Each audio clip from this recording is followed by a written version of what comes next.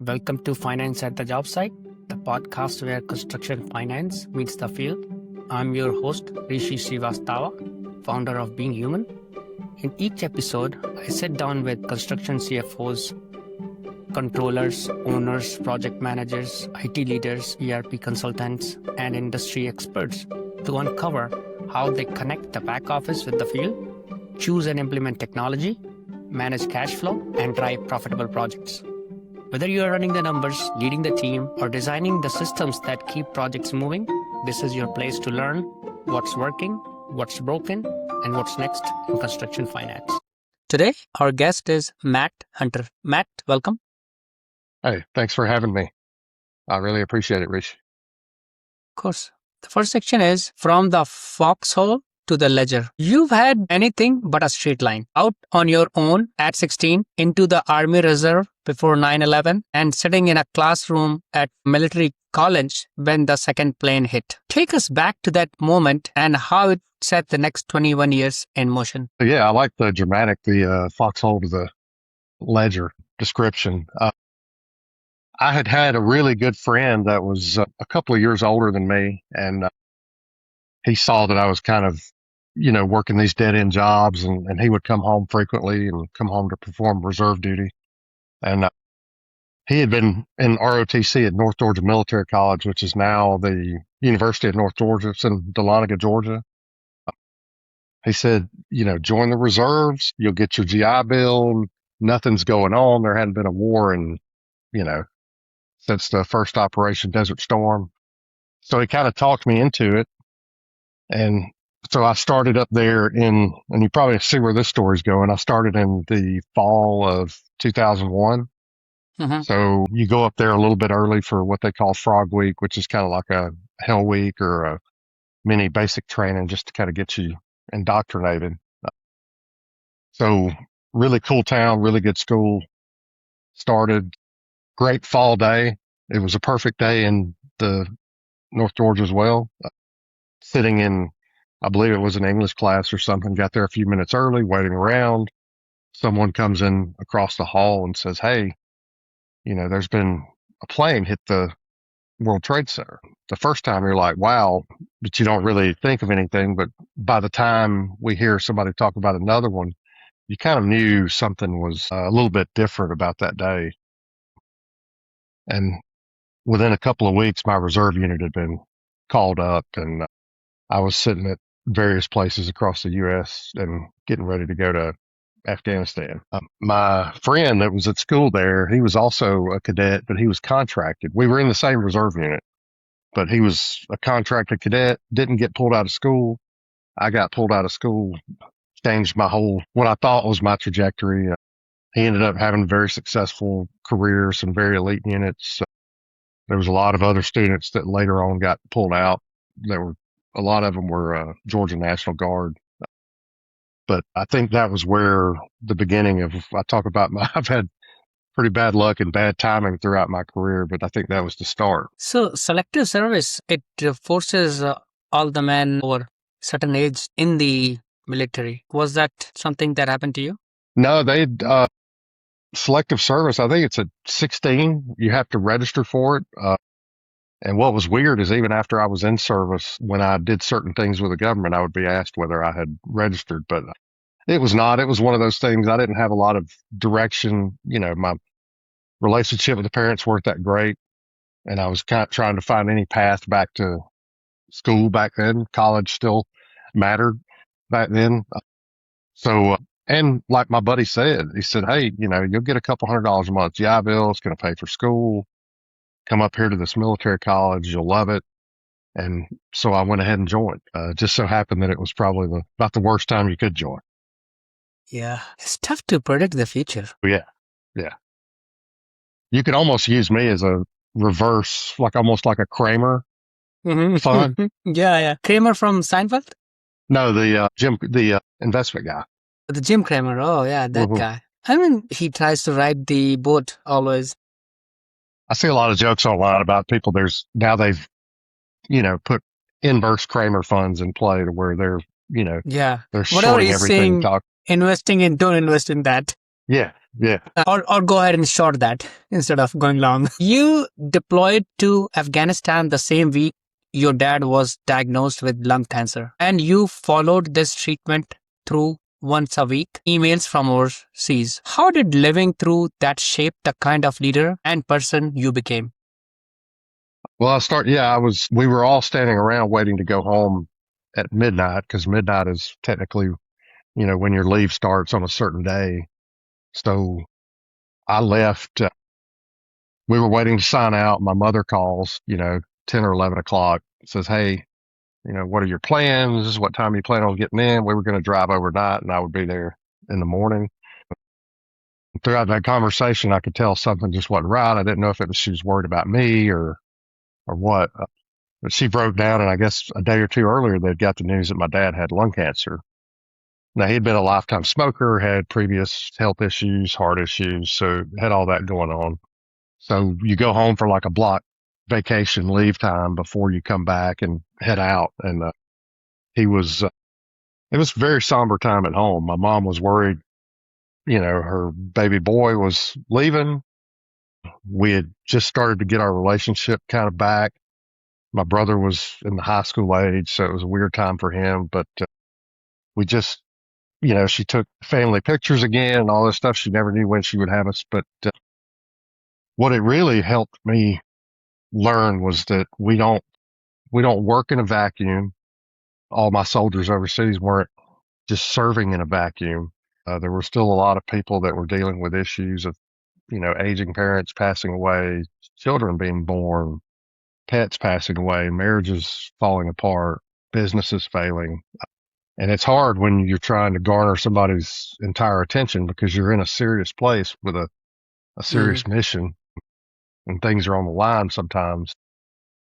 But, I was firsthand going through some things and it was probably better that I wasn't so attached because we didn't have a whole lot of communication methods that were very reliable back then. It was, you wait in line, hopefully you get an email sent off in an hour or two, or hopefully you can get a phone call that gets patched through correctly and, it doesn't get dropped. So I think that was almost kind of helped me because my dad would send these long, thoughtful emails that, and didn't really talk about himself and, hey, things are going good here. You take care of yourself. So I think that, I don't know, up until that point, it was mission and that was it. Uh-huh.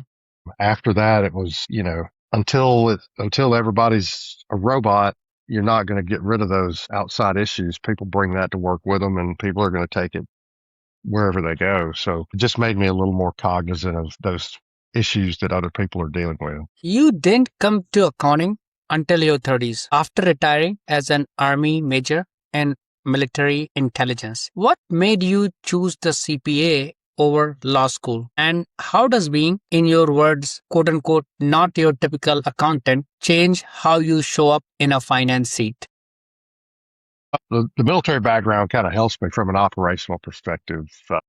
We kind of see where we want to be, and then, we're great at backwards planning and trying to figure those things out. But I served about 7 years in the reserves until I retired in 21. So I'd done a couple of overlap between my accounting and military career, but I was an enlisted guy for 8 years and made it to staff sergeant. And I was trying to get a commission in the reserves as an officer. Decided that intelligence was the direction I wanted to go. And once I got commissioned, I kind of wanted to do that job and get an initial indoctrination into the intel community. So I volunteered for a tour that was stateside here in Alabama to get a little bit of it. It was started as a year, but I ended up serving 3 years doing that. Mhm. And I'd taken a leave of absence from my civilian Department of DOD, Department of War job. And those jobs are, good people, but it just wasn't for me. I was a little more fast paced than some of those positions really allowed for. But I told my wife, I said, when I come off this tour, like I've got to find something to do to pay the bills that's outside of the government. And we were talking, I could either do law school or I could try to take the classes to sit for the CPA exam. The law school thing was kind of out of reach because I was working full time and that was not going to work out. So the accounting, I went that route. I still had some military tuition assistance left to help with it. And I pretty much had a useless degree from that I'd gotten initially just because it allowed me to get commissioned into the Army Reserves. So I basically went back and took about 60 or so hours of accounting classes to fulfill the CPA requirements for Alabama. Mm-hmm. But I think by the time I ended up in public accounting, which was soon after that, I had seen and I'd done some normal jobs. I'd worked for the government. I worked outside the government. I'd done some manual labor jobs. I think it just provided me a lot more of the grand scheme of things. When we were working on audits, I would see young kids that came out that were working in audit and, they couldn't see the forest for the trees. They were so busy looking at these journal entries. And I'm like, you got to understand the whole process of this is we're trying to provide some assurance so that the people investing in this company or investing in this bank or whatever it was, could feel good about their investments or had the correct information. It wasn't just about, hey, I'm going to go in here and nitpick every little, Mm-hmm. there's a purpose. And it kind of, because I'm a little more brash, that's why I say I fit in construction pretty well. But from the military, you know, I learned to work with all type of people. I've worked with Ivy League grads all the way down to a guy that can barely read, but you figure it out because that's the way the world works. So it just, I don't know, it was just a little head start. It didn't help me out from a pay standpoint, but Yeah. because you start on the bottom in public accounting and then kind of work your way up. But yeah, it provided me a little more perspective on what the goal was. Right, right.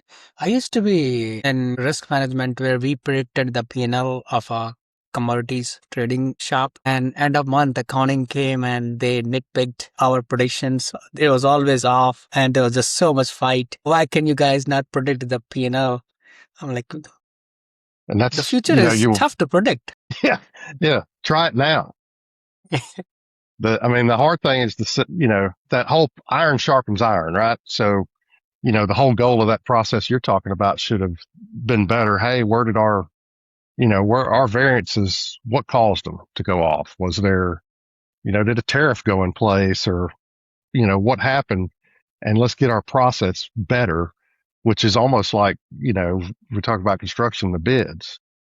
A lot of times people aren't, doing an autopsy or whatever they call it after the fact to go, we're not going to nitpick the variances estimators, but we do want to understand why it moved so we can understand what's wrong with our process or do we need to revise our estimating process. Yeah, yeah. And also the CEO got very mad at us, the estimators of the P&L. Like, why can you guys not predict the P&L? Say, if I could predict stuff like that, I wouldn't be sitting here. The next section is walking into broken books. At the packaging company, you inherited roughly $1.2 million in unpaid payroll tax the prior owner had let pile up. Walk us through digging out the cash out refinance, getting the IRS to abate around $400,000 in penalties, and what you learned steering down a problem that big. At the time, if I'd had a lot of options, I probably would have maybe went somewhere else, but leaving public, you kind of run away. Yeah, a lot of this, I don't like to second guess somebody's decisions in the past, but this was all accumulated during the recession in '08, 9, and 10. And they were already on a payment plan when I got there. But unfortunately, they hadn't, I guess the IRS hadn't brought it up for review in a while. So it was basically, the payment wasn't even covering the interest every month. And this was all, I was trying to resolve this all during COVID. So you had to keep that in mind early in the pandemic. Obviously, having that debt over our heads caused a lot of issues from a financing perspective. So we were having to take out some equipment financing that was obviously less than ideal. The rates would be pretty normal rates for today's terms, but back then they were high. We were banking with a regional bank. We started talking to those guys and they kind of finalized this plan with us. And then when it got to their credit folks, they saw the tax lien or whatever that they see on their end. And not only did they decide they didn't want to do the deal, they didn't want to bank us any longer. Mm. So we had to go out and find somebody else to try to help us make that happen. Luckily, I, from public accounting, worked some bank audits, had some pretty good relationships, and we found a really good community bank that made it work for us. I think the main thing is patience. The IRS rep that I was working with was working from home. She would say, "Hey, I need you to fax me this." And at the time, I guess I was faxing something into her office, and then there was somebody responsible for divvying it up and sending it to her. And there were a couple of times where we didn't know where stuff went. So trying not to lose my mind during that time was I guess patience. Yeah, yeah. But you could send something in and it would take a week. I couldn't imagine what it's like now with the staff reductions that have been put in place. Yeah, yeah. And that's what, a lot of people talk about, we need to get rid of the IRS and all this stuff. And I'm like, there has to be a functioning system. You hear, I stay on tax Twitter and tax Reddit, and I see the practitioners that are still trying to reach the IRS every day and what they're going through. And it's just the system's not working. So hopefully we can get something figured out. IRS, they didn't let you email the documents? I think this was in 2020. So I think they've put a lot of different things in place now to where I think they're doing some things through the portal that you would use. Like I've got my account where I can go on and pay estimates and stuff. And then you could pull your transcripts right there. And then I had some for previous businesses I've been at to where I can pull notices myself. And I think they're expanding that portal to where you can hopefully at some point be able to transfer documents between there. But you're like, wow, it's 2026, man. Come on. Right. If the government were a real business in this competitive economy, they would have gone out of business so long ago. They're so inefficient and they're a total monopoly. Yeah. And you could have your opinions on Doge, but that was one end of the spectrum. You're like, maybe we can meet in the middle and go, hey, we need to make this work better for citizens, taxpayers, et cetera. Yeah. Like, because if I'm sitting, depending on if you're still billing hourly, I've had times when I was a young staff accountant where they said, hey, I'm calling in. I need you to sit here until the rep picks up. And that time's got to get billed somewhere, right? Mm-hmm. Yeah. So Yeah. it's an all around loser for everybody. Right. Right. At the copier business, you cleaned up 36 months of financials for due diligence and added close to $1 million to the sale price. When you walk into a company running on inaccurate cash and AR balances, what are the first 2 or 3 things you go after? Well, number one's a balance sheet.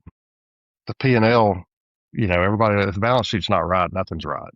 So like most of the time, the first thing I do when I get somewhere that I know has had some, they haven't had somebody in that seat is, check the validity of the balance sheet. Make sure the balance is pretty close, if not right on, just items like that. And then we get to a point to where we can trust the income statement. That owner specifically, because I'd asked, how do you run, what are you using to run the business? And they said, well, I'm looking at AR and the cash balance. And I said, well, your cash hasn't been reconciled in years and you've got receivables from 10, 15 years on your AR. So that kind of told me, and you're like, somehow this business still did pretty good. Imagine what it could have done, but balance sheet mainly. And then I just look at the processes in place and that's about it. But yeah, across steel, packaging, and manufacturing, you built and led small finance teams. What does it actually take to stand up a real finance function in a company that's never had one? And where do owners most underestimate what that requires? to stand one up, I mean, you've got to have buy-in from the person signing the checks because you need personnel. Maybe one day we get to the point where you don't need the personnel. You can just add some agents in there. Problem is, I don't think what's going to hold that up is just we haven't figured out. Not everybody's on the same page with that, like connecting banks, and there's a lot that goes into that. But as we all know, most finance functions are, usually understaffed, or you've got somebody that doesn't really have an understanding of accounting. Somebody's aunt or somebody's grandmother is doing it, and it's basically just putting booking checks or whatever they're doing. I try to tell everybody, I'm like, if you're going to spend money on anybody, go out and get you the best bookkeeper you can find, because that's going to be where the value really is, because it'll make it so much easier for, if you've got a fractional controller or a CFO, or you're going to hire somebody, that would be the best way to keep your books in order for the time being. I've never worked for an owner that's ever logged into the ERP. And that blew my mind. I know you're not in there. You shouldn't be in there doing all the things, but you should at least be able to log in and know what, you're looking at a dashboard, or what are I was working on transitioning the ERP systems at the packaging company. And I think when we pulled the inventory items out of the existing system, there were maybe 20,000 when there should have been less than maybe 1,000. And Mhm. I spent maybe a full day cleaning that data and preparing it for upload to the new system. You've got to reconcile character requirements, character number requirements, stuff like that. And everybody continuously asked what was taking so long. And that's hard to explain to somebody that's got no technical understanding of, the sales guy told him that they would handle everything. And then myself and the technical guy on the ERP end are going, what's up with this?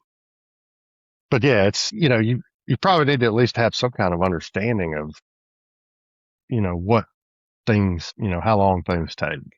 Yeah. And I'm a guy that tries to optimize, I'm going to use AI, I'm going to use whatever to try to get to the right answer in the most efficient method.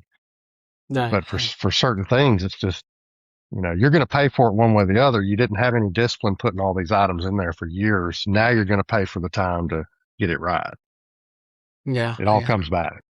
Right. And the owners in the physical industry, they really don't have any interest in accounting or any back office functions. They just want to go build stuff, sell things. The compliance is not their strong suite. Yeah. And I mean, obviously I'm not a fan of compliance either, but it's, it's one of those things that you've got to do. And I had this conversation with the controller. My last job was, you know, half his job was compliant, and there were a lot of things that we were learning as we go. We had, there's a lot of people that are just floating in that gray area of not being compliant. They just haven't got caught yet. It was kind of like we were in a sales tax audit when I left, and, I, who knows how that goes, because it was a process that was, you've almost got to be an expert to figure this out. Yeah. Construction, you're dealing with how many jurisdictions, and different taxes, and, abatements and stuff at every one of those. And we're trying to do everything, 2 days ago, which doesn't really help either. But now I've had some owners. The last owner he was a big proponent of the finance function. You were a Oh, true, you know, you were a true in the room, providing information. So those people are out there. makes sense. But he had also came from a background of working in a corporate environment that was a really good company to work for, that and had to run branches that focused on the P&L. So he was well versed in all that. Right. The next section, Matt, here is the politics of the family owned business. There's a pattern in your story. You come in, fix the finances, and then get derailed by something on the ownership side. Why do you think the hardest part of these jobs is so often the politics, not the numbers? Business is hard. It's even harder when family's involved, and it's even harder when you're not part of said family working there. You've got family in the business, and I will say that in reference to children of the owner, I've seen it go both ways. The last place I was at, they were very good, top notch, young, but they worked hard and they got it. Spouses, to me, in my opinion, are a different story. I've never seen that be a positive. I've always been told by owners that they don't want a yes man, and they need someone in the business that's not afraid to tell them the truth because, maybe for years they've been surrounded by just family members or friends of the family or whatever. And a lot of people say that, but they're not always ready for that. But politics to me has never been like, I'm more of a black and white guy. I'm going to tell you the answer. I have learned to be a little more, it's one thing they always told me in the military to be more tactful. And I think I've learned it a little bit. I'm probably still not there yet, but I hate it dealing with it. I haven't gotten any better as I've gotten older, but like I said earlier, until it's robots, you're going to be dealing with it. Right. And a lot of our listeners, they are construction CFOs and controllers working for these family owned businesses. They are in some ways similar shoes as you. Yeah. I mean, I'm sure there's tons of people out there that are in these situations. I mean, a lot of these companies are single owner, family owned, until I guess private equity really decides to, you know, jump into construction wide open. But yeah, I mean, especially living in a small town, you don't really have a lot of corporate business. So you don't have a lot of opportunities. There might be one finance person at we've got a bus manufacturer here. And, most of the time they're going to bring somebody in from out of town for those jobs. So you're really just kind of stuck. You've got choices between a lot of the family businesses in the area, and a lot of them are great. It's just, you've got to have I guess, some emotional IQ to be able to figure out how to navigate the minefield that it can be. And I've done a pretty good job. It's just sometimes it's a lose lose. Without naming names, at the steel company, the owner's spouse worked under you in AR and job billing and resisted every change. How do you navigate a situation where the person fighting you has a direct line to the owner every night at the dinner table? I'm not really sure I'm qualified to talk about how to do it successfully, given what happened, but I'll try. This particular instance, she was, everybody knows billing. If you've got 15, 20 jobs going on and you're billing every month and you got to bill on the 20th for the rest of the month and you're talking to PMs, it's what I saw would be one of the biggest pains in the construction accounting realm. You got some customers using Procore, some using Textura, some using their own process outside of any system on paper, nitpicking everything from insurance certs to, whatever. But, I listen to conversations around the office. I'm an Intel guy, Mhm. but also, I listen to conversations and I make mental notes. And I'd made some mental notes about this person having some, you know, our volume was going up. So our billings were taking more of her time. And, you know, some things were not happening when they were supposed to be. So, and we had some intercompany billings. We had a fab company and an erect company. So that also complicated some things. But after doing some research inside of Vista, which was our ERP, they're built for that. They're built for some consolidated entities and stuff like that. So I knew that if I could get a consultant on the line with her and she explained what her process was and how our controls worked, that they could probably figure out how to make it work inside of the system. So we set that up. She did the consulting. And when I asked about it, she was like, they said there's nothing that they could really do. So that was early on. And I kind of knew that I was going to and I'd heard some other things from other people and I knew that I was going to have my hands full, but we never really had any direct confrontation. Everything was really, you know, what I thought was fairly standard, but you never know. My only pet peeve is people that aren't willing to learn. Anybody that's willing to learn, and I haven't seen this correspond with anybody's age because I mean, I had somebody in AP that was older than her and she was wide open to being taught anything about that could make that AP make her be able to do her job more efficiently and better as the volume was growing, more invoices. But somebody that's just not willing to learn is probably where I can't have a hard time. Yeah, and the world is changing very fast. And And I'm not sure you can. I'm not sure how. I mean, if anybody's got any pointers about how to navigate something like that, my wife has a lot of suggestions. yeah, So yeah. yeah, I but mean, maybe some of our listeners can reach out to you yeah, yeah. and they can Hopefully I don't have give to you deal some with it pointers. again, but maybe it helps somebody going forward, you know? Yeah, yeah. And this is also about talking difficult things openly. This podcast is about that. Yeah. Yeah.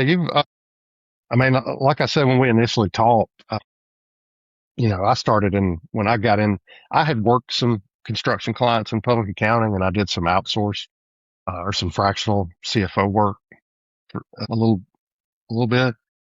So I kind of knew my way. I knew what everything was, but I hadn't gotten jumped, all the way in. And once I did that, like I try to go all in. I try to learn everything about the raw materials and what goes into making the materials and what in the world affects, those prices. So I found your podcast pretty easily going through CFMA.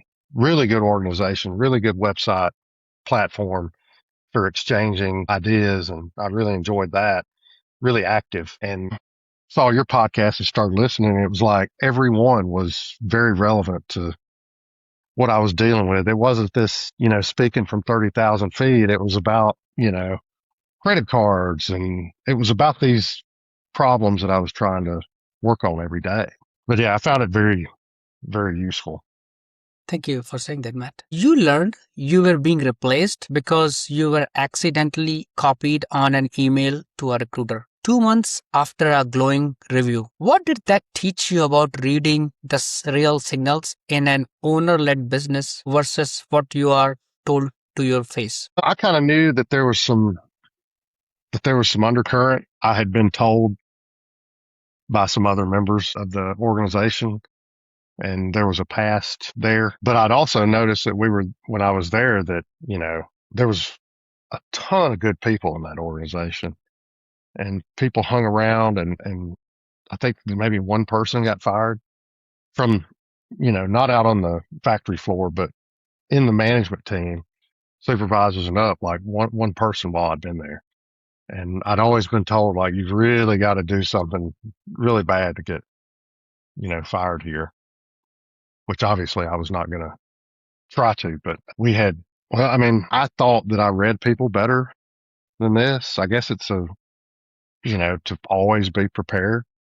Yeah, Was yeah. that the Boy Scout motto? I guess maybe, when I was laying on the couch that Monday night or Sunday night, I can't remember what night it was, and saw that email, and I'm like, what is this? And it really my wife was like, I think I'm gonna be sick, because it caught me way off guard. And, if your name's on the side of the building, you get to make those decisions, but there's people on the other end of that. But the real signals, I don't know. I mean, keep your head down. Maybe there is no signal. I mean, if you're brought in, the problem is if you're kind of brought in to, be a change agent and move some things forward, and in a business that's rapidly expanding, and, you know, where labor's tight, and, all these things, and you're trying to put in, I mean, I expected some pushback, some normal pushback from the field on, we start trying to use a new credit card, stuff like that.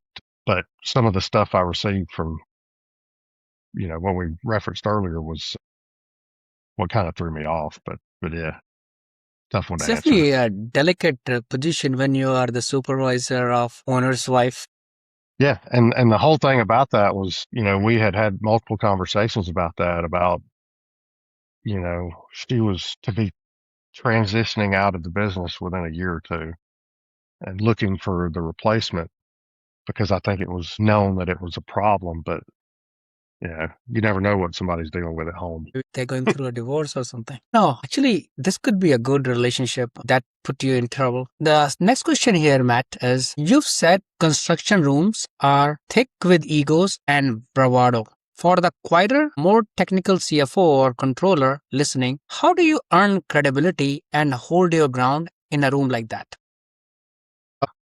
Know your numbers, be good at what you do, and take care of people. you're going to have guys from the field. We had a general superintendent that seemed like, when I heard him when I first started working there, I was like, whoa. But then by the time I left, like he and I were pretty tight because I think he saw that, you know, he pushed back when he needed to. We pushed back. He knew that, if there was a pay issue and somebody had gotten their pay screwed up, whether it was payroll's fault or whether it was supervisor's fault or whatever, like we would get it fixed and that guy would have a paycheck the same day that everybody else was getting paid. You take care of those little things, you try to help people out and you be, pretty damn good at your job and know the numbers when it comes to it. But, you can't be I don't know, it'd probably be tough for the guy that never leaves the office because you got to get out. I did quite a bit of getting out and walking around and talking to people because when I'm trying to evaluate a process or you're looking at unit costs or labor hours on certain things, like, you can't figure that out sitting in the office. And that's one of those things, not a typical accountant. I mean, I worked for a guy that he would prefer to sit in his office 24/7. He's got 12 monitors and technically he's probably one of the best people I've ever worked with, but he couldn't have a conversation with anybody. Yes. But yeah, just be genuine.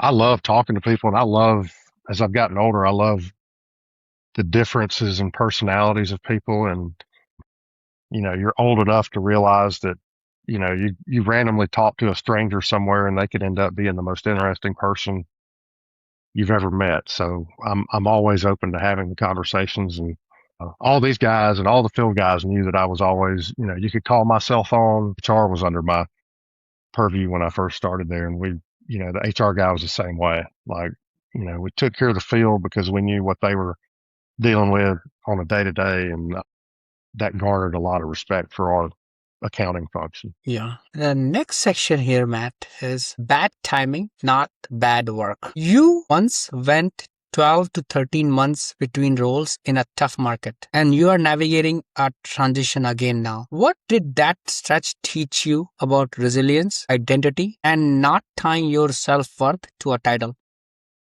I don't think I've ever really been the guy that, tied their whole identity to their job or took, take your job seriously, but not yourself. I'm very self-deprecating. I guess when you're people that are diagnosed with depression, that's probably part of what comes along with that. But the hardest part was you do see yourself as, like, I see myself as a provider and a protector of the family. I've got a wife and daughter, and when you lose that ability to provide, there's no way around it. My ego took, my mental well-being, everything took a hit. When you have things happen like, we lost my father-in-law in October and we had to abandon travel plans to memorialize him this summer because, I was let go in early May the 4th or something like that. And I'd lost my father to, he ended up dying from lung cancer in '06. I was 25 and that's a pretty important, you're a young man, but you're still, very impressionable. And my wife and I had been together for a pretty long time. And so my father-in-law had pretty much filled in that role for me for nearly 20 years. And we had a great relationship and shared a lot of interests. It's hard to keep your head in a good place. I mean, it's all I can say because, it's day to day. It's, today I've got a lot of things going on like this and it's a good spot. And then tomorrow there's no jobs to apply to and you don't hear from any recruiters and it's pretty easy to get into a bad place with that. Honest people like you, we need you in the construction industry. I know Well, I you've mean, been through something tough, but that doesn't, in my view, say anything about your capability or credibility. I hope not. Yeah, I mean, mental health. I mean, the military, it's been an issue for years and Yeah.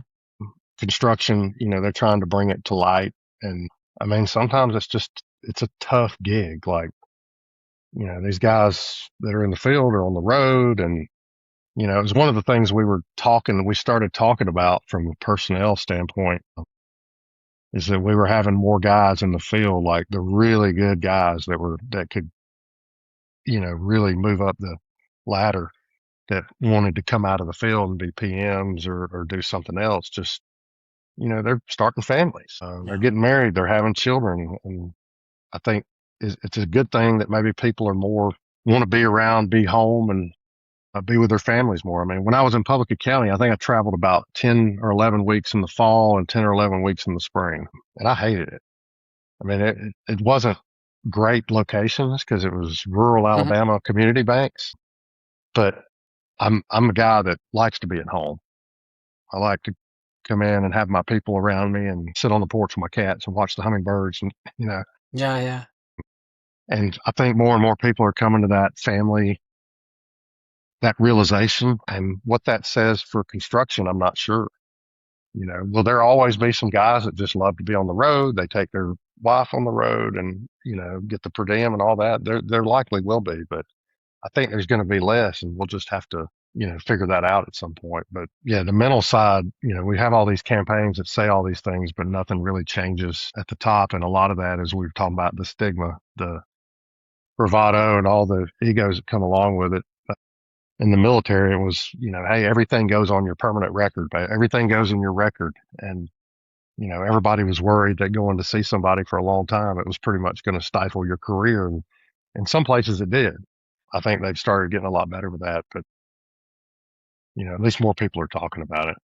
Yeah, so a few months ago, there was a plane crash in India, and the plane took off and was about a few thousand feet, and suddenly it lost both of its engine. Everyone was thinking Boeing or the airplane manufacturing company, they made a big mistake. Eventually, they had these people come for investigation, federal government people, and they found out that the pilot at couple thousand feet turned off both engines in such a way that the plane was gonna crash with 100% probability. So he had a mental issue whereby he wanted to die and wanted to take few hundred people with him. Yeah, that's one of those things. It's like these pilots, I mean, highly trained and take on a great amount of responsibility. But that doesn't alleviate the fact that the guy's wife may have told him she was leaving him and taking the kids.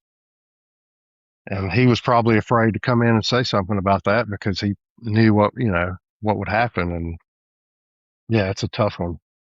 Yeah. So while everyone was blaming Boeing, there was a lot of noise in the media. But as soon as the mental health stuff came out, media went quiet. Yeah. I They mean, didn't want to talk about it. Like Boeing, it's easy to target Boeing, right? yeah, they've been a punching bag for a few years. Yeah, they're not gonna talk about this little guy's mental health issue. You call yourself a heart on my sleeve guy, and you are choosing to tell this story openly. Why do you think finance leaders, especially in construction, are so reluctant to be vulnerable about the political side of these jobs? I mean, I think, everybody's got to get theirs, right? Bills got to be paid, and anything that jeopardizes bills got to be paid. People that are totally risk averse will push that out of their, they're not going to talk about anything. I've been pretty open on LinkedIn in the past, and I've been told, hey, that's not helping your case, and from recruiters. But I mean, I've also been told by recruiters to lie on to change my resume to downgrade titles and do other things that I didn't think were above board. I think it's just getting retribution against that person, I guess. I mean, who knows what my story will end up being, but to me, I would rather get it out there and talk about it because I'm probably not the only person that's dealt with this in the past and probably won't be the last, but I don't know, try to normalize talking about this because it's part of the job. I mean, not everything is board decks and this and that and that. But these things happen, and like I said, I'm an open. Everybody knows how they stand with me. Yeah. And some people in the industry, they might get a perspective on this side of the problem as well, the political side. Some owners are not even aware that there is so much complexity in the organization. Yeah, especially when you're relying on the emotions and whims of if you've got a 95% owner, you know you don't have to convince a board to fire somebody. I mean, you're the hammer, so So those decisions come a lot more impulsive sometimes.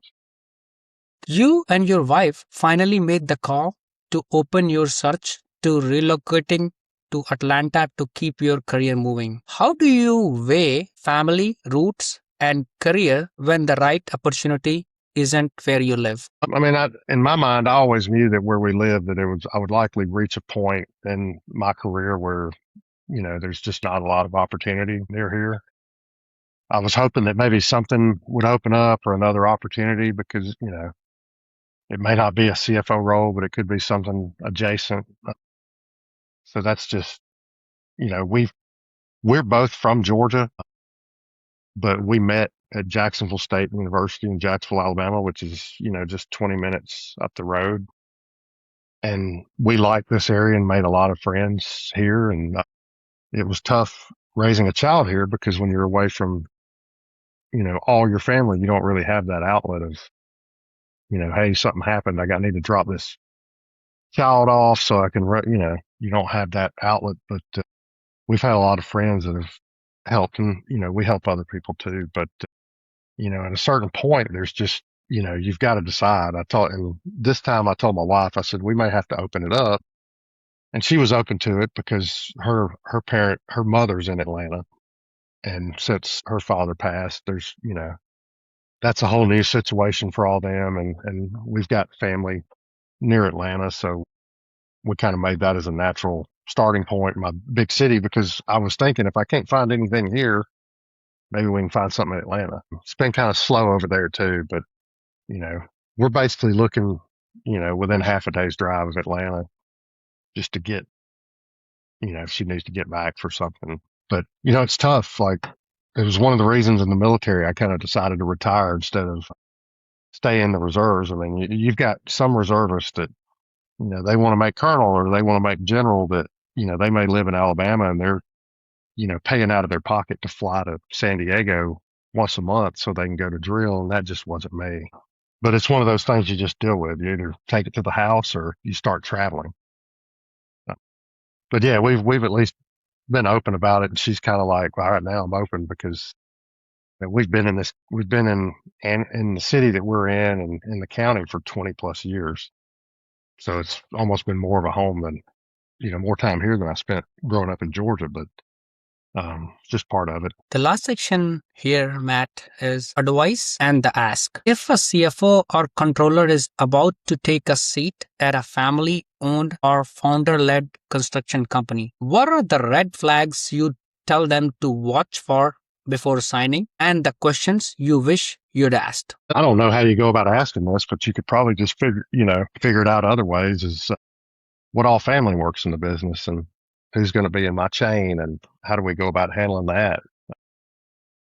I've tried this in the past and it's two of the positions I left was, trying to get under a contract or an employment agreement because it kind of sets for the relationship and, the company's going to get some stability. You're going to get some stability and you may get some severance tied to whatever you negotiate. And then maybe that helps you and the company get on to doing the work of the business without worrying about some of those things. I've spent my own money on an employment attorney to draft documents for me before only to get, told that, hey, we're not doing that anymore. So you never know. It's just one of those, small business things that you have to deal with. But yeah, I would definitely try to get an idea of you could do it through LinkedIn or whatever, but to do some kind of recon, but figure out, what are those weird working relationships that you're going to have coming in there. And if you get a bad feeling, I mean, which, a lot of people now are just trying to find something. So you have to weigh that as well. Yeah. The market's tough. But I like having a piece of paper, a document saying, hey, here's what this is. And then, if somebody was going to fire you on a whim, maybe if you had 6 months severance in your contract, they would think twice about it. But the last question here, Matt, is you are a CPA. 21-year Army veteran, and a construction CFO who's turned around distressed books more than once, and you are looking for your next role. This audience is full of owners, CFOs, and PMs. Make the pitch. What's the right opportunity for you, and how should someone reach out? Ideally, it would be another CFO role in some aspect of commercial construction, manufacturing. I had a pretty good, you know, I had the ball rolling pretty good in construction, so I would hate to kind of lose the momentum from that. I like construction manufacturing because you see some tangible product as a result of the team's work. Obviously, I'm open to other industries, but as tight as things are now, it's if you haven't worked in this particular industry, they won't even talk to you. And especially construction, like even if you took out the data center projects, it seems like there was an overall focus on, upgrading and revitalizing infrastructure across the U.S. We'd started seeing a lot of these come down the pipe, like just in relation to the Army, just, you know, billions and billions in deferred maintenance that need, everybody's seen that in the news, barracks that are falling apart and stuff. So regardless of where this data center issue goes, I think there's some other projects, some construction is going to be pretty busy for a while because it feels like as a country, we've kind of let things fall into disrepair and hopefully now we're kind of moving towards bringing that up to par. But yeah, just hopefully stay in those industries. If I got to move, I got to move.